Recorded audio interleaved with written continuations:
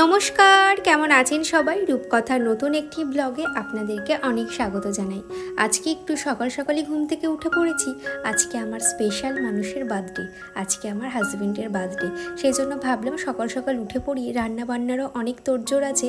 তাই ভাবলাম সকাল থেকে যা বাসি কাজ আছে সেগুলোকে কমপ্লিট করে নিয়ে আস্তে আস্তে ওপরের ঘরের যে কাজবাজগুলো থাকে, ঘর মোছা, ঘর ঝাড় দেওয়া, সেগুলোকে কমপ্লিট করে নিই। তারপরে গাছগুলোকে একটু জল দিলাম।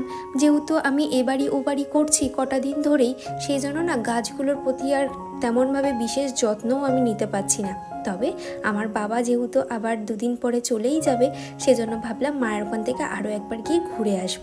তবে আজকে না, আজকের দিনটার জন্যই কিন্তু আমার এখানে আসা।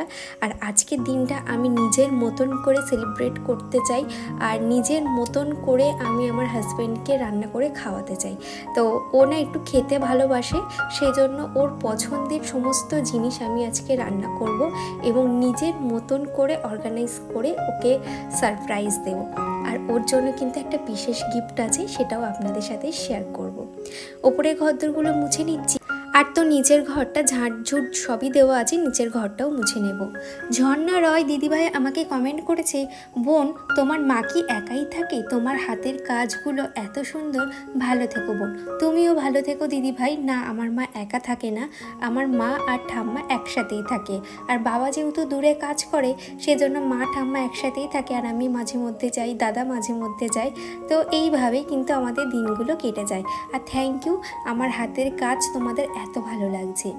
আর একটা দিদিভাই আমাকে কমেন্ট করেছে, সুপ্রিয়া ব্যানার্জি দিদিভাই আমাকে কমেন্ট করেছে, বাহ খুব সুন্দর লাগলো। থ্যাংক ইউ দিদিভাই, এইভাবেই আমার পাশে থেকো এবং এই ছোট্ট বোনটিকে একটু সাপোর্ট করো। শ্যামলী দিদিভাই আমাকে কমেন্ট করেছে, আজকের ভিডিওটা খুব ভালো লাগলো। থ্যাংক ইউ দিদিভাই। একটা বোন আমাকে কমেন্ট করেছে যে দিদিভাই আগের দিন কিন্তু তুমি আমার কমেন্টে রিপ্লাই করনি, কেন করনি? আমার পরিবারে আসতে বলেছিলাম তাই? না গো, এইরকম ভুল আমাকে কখনো ভেবো না। আর এইরকম ভুল বুঝলে না আমার নিজেরই কষ্ট লাগে। একটা ব্লগে না সবার নাম নেওয়া পসিবল হয় না, আর যেহেতু আমি ছোট ছোট ব্লগ বানাই, সেই জন্য আপনাদের প্রত্যেকের নাম একটা ব্লগে নেওয়া সম্ভব হয় না। আমি যাদের নাম নিই না, আমি কিন্তু নেক্সট ব্লগে চেষ্টা করি সেই সব দিদিভাইদের নামগুলো নিয়ে তাদের কমেন্টগুলো পড়া। কেন পড়বো না বলুন? আপনাদের জন্যই কিন্তু এই রূপকথার পরিবার একটু একটু করে বড় হচ্ছে। বেঙ্গলি ব্লগার প্রিয়াঙ্কা দিদিভাই আমাকে কমেন্ট করেছে, তুমি ইনশর্ট দিয়ে কিভাবে এডিট করো, একটা ভিডিও করো প্লিজ। হ্যাঁ, অবশ্যই আমি করব। আপনাদের অনেকের রিকোয়েস্ট আছে যে আমি কিভাবে এডিট করি ইনশর্ট থেকে, সেটা আপনাদের সাথে শেয়ার করা। অবশ্যই আমি একদিন যদি পসিবল হয়, একদিন আপনাদের ভিডিওর মাধ্যমে আমি দেখিয়ে দেব। আর একটা দিদিভাই আমাকে কমেন্ট করেছে, মার্জিনাস ওয়ার্ল্ড দিদিভাই আমাকে কমেন্ট করেছে, খুব সুন্দর করে তুমি সব কাজ গুছিয়ে করো দিদিভাই, আমার খুব ভালো লাগে। থ্যাংক ইউ দিদিভাই, এইভাবে আমার পাশে থেকো এবং আমার কাজগুলোকে যে এত ভালোবাসছো তার জন্য অনেক ধন্যবাদ। স্বর্ণালী আক্তার আমাকে কমেন্ট করেছে, তোমার মধ্যে অনেক ক্রিয়েটিভিটি আছে গো, আর এই জন্যই তুমি এত perfect. Thank you so much এত সুন্দর একটা কমেন্ট করার জন্য। আর রেগুলারই আপনাদের কমেন্টগুলো আর পড়ি, আর ভীষণভাবে ভালো লাগে জানেন তো।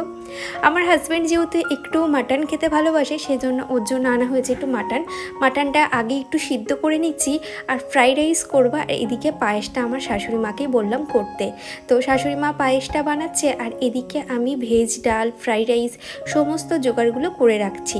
সাথে নিয়ে এসেছিলাম পমফ্রেট মাছ, ভীষণ ভালোবাসি খেতে, সেজন্য পমফ্রেট মাছ নিয়ে এসেছি। সর্ষে পোস্ত দিয়ে পমফ্রেট মাছের ঝাল বানাবো। আর এদিকে আমি আদা, তারপরে রসুন, জিরে এগুলো না টুকটুক করে বেটে নিচ্ছি। শিলনোড়ায় বাটা খাওয়ার আনন্দ কিন্তু একটা আলাদাই। এখানে কড়াইতে তেল দিয়ে দিলাম। আগের দিন আমাকে একটা দিদিভাই কমেন্ট করেছিলেন যে চেলা মাছটা যে আমি ঝাল করেছিলাম, ফোড়নে আমি কী দিয়েছিলাম। ফোড়নে আমি দিয়েছিলাম কালো জিরে আর কাঁচা লঙ্কা, ব্যাস এই দিয়েই কিন্তু আমি আগের দিনে মাছের ঝালটাও করেছি। আজকে কিন্তু শুধু সর্ষে না, সর্ষের সাথে পোস্তটাও দেব। ওদিকে ভাতটা বসিয়ে দিয়েছি, আর ভাতটাও হয়ে গেছে। এবার শুধু মাছের ঝাল আর মাংসটা করলেই কিন্তু হয়ে যাবে। ঋত্বিকা বোন আমাকে কমেন্ট করেছে, দি ভাই দারুণ লাগলো তোমার video, thank you so much. এইভাবে আমার পাশে থেকো। আর আমার যে ভিডিওগুলো আপনাদের এত পছন্দ হচ্ছে, আমি না ভিডিও বানানোর জন্য না মানে সবসময় অ্যাক্টিভ থাকার চেষ্টা করি, তবে মাঝে মধ্যে শরীর যদি সাধ না দেয় তাহলে আর কি করা যাবে বলুন। সেই জন্য মাঝে মধ্যে একটু গ্যাপ হয়ে গেছে, তবে এবার থেকে আমি রেগুলার আপনাদের সাথে নতুন নতুন ব্লগ শেয়ার করব, কথা দিচ্ছি। আমি এখন মোটামুটি সুস্থই আছি। একটা দিদিভাই আমাকে কমেন্ট করেছে, একদিন কাঁচা পালং শাক কেটে বেটে পনির বানাবে, খুব ভালো হয়। যদিও আমার থেকে তুমি ভালো রান্না করতে পারো, তাও বললাম। ভালো থেকো, সুস্থ থেকো। না আমি একদমই মানে খুব যে ভালো রান্না করতে পারি তা কিন্তু না, মোটামুটি প্রত্যেক দিনের রেগুলারের রান্নাটা আমি করেই থাকি। আর সত্যি কথা বলতে কোনোদিন আমি ওই পালং শাক বাটা দিয়ে মানে পনির দিয়ে আমি কোনোদিনও খাইনি এবং রান্নাও করিনি। তবে এই শীতকাল আসছে, পালং শাক আবার নতুন করে উঠবে, তখন চেষ্টা করব এই পালং পনিরটা করার। তো আমিও শুনেছি খেতে নাকি খুব ভালো হয়। সত্যি কথা বলতে আমি কোনোদিন খাইও নি, আর আমি না নিজের হাতে কোনোদিন এটা রান্নাও করিনি। আর আপনাদের সাথে কথা বলতে বলতে আমার কিন্তু রান্নাঘরের কাজ প্রায় কমপ্লিট। আর যেহেতু ঘরের কাজটা আমার আগেই করা ছিল, সেজন্য ওই আলাদা হেডেকটা আমার নেই। সেজন্য নিশ্চিন্তভাবে রান্নাঘরের কাজটা কমপ্লিট করে তাড়াতাড়ি করে স্নান করে হাজব্যান্ডকে খেতে দেব। আর ওর জন্য একটু স্পেশালভাবে আজকে লাঞ্চের থালিটা মানে সাজানোর ইচ্ছা আছে, দেখি কতদূর কী করতে পারি। তারপরে ফেস ওয়াশ করে নিলাম। দেন এই যে আরবান বোটানিকের একটা ফেস সিরাম অ্যাপ্লাই করছি। এটা যেমন আপনার ব্রণের দাগ সারাতে হেল্প করে, তেমনই কিন্তু স্কিনটাকে লাইট করতেও সাহায্য করে। তারপরে দেখুন আমি মাটির থালা নিয়ে এসেছিলাম, আর তাতেই সমস্ত রকম মানে 5 রকম ভাজা সেইটা দিয়ে দিচ্ছি। আর এখানে দিয়ে দিচ্ছি ভেজ ডাল, আর দিয়ে দেবো মাটন। এইটা দিলেই ও প্রচণ্ড খুশি হবে আমি জানি। আর যেহেতু ক্যামেরাতে আসে না, সেজন্য ওর রিয়াকশানটা আমি ঠিক মানে আপনাদের সাথে শেয়ার করতে পারবো না। ঠিক এইভাবেই আমি ওকে সাজিয়ে দিয়েছিলাম। আর এটা হচ্ছে একটা রূপোর পেন, যেটা আমি নেক্সট ব্লগে আপনাদেরকে খুলে দেখিয়ে দেবো। খাওয়া দাওয়ার পর এই যে সমস্ত মাটির জিনিসগুলো আমি ধুয়ে মেজে রেখে দিয়েছি রং করব বলে। তারপরে সন্ধেবেলা সন্ধে দিয়ে নিলাম, আর এইভাবে আজকে দিনটা কাটালাম। টাটা।